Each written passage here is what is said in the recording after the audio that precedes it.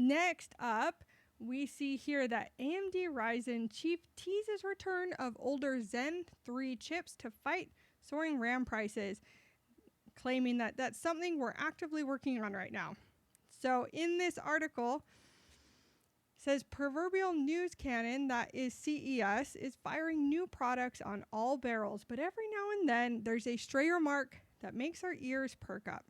In a roundtable interview Tom's Hardware attended at CES 2026 in Las Vegas, AMD's David McAfee was discussing the sorry state of the ongoing chip crisis, and he let out a hint that AMD could bring back older AM4 desktop chips, presumably the 5000 series Ryzen processors and APUs based on the Zen 3 architecture. Now, I don't actually think this is a terrible idea per se. I mean, there's no reason you can't run a really solid PC if built properly on the Ryzen 5 series. You also don't need DDR5.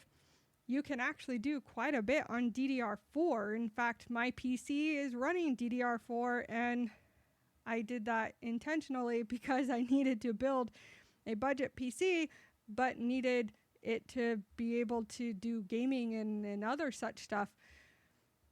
However, I don't like the idea that due to industry practices and AI and RAM shortages and all this other BS going on right now, that I can't build a PC with DDR5 or can't use a more powerful processor if I choose.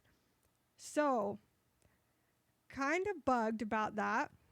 But I do understand what they're trying to do. Hopefully this can get resolved where we don't have to go back on our specs. We don't have to regress.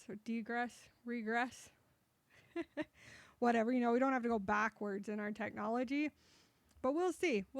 Maybe we'll end up with, China might get into the business of making RAM. And in the long run, I think this is just a really bad idea that all these businesses are betting so heavily on AI. I mean, AI is going to eventually reach a cap. There's only so many data centers you can build. There's only so much that AI can do. I mean, we're already getting into peak AI slop era anyway, so it seems very short-sighted to kind of,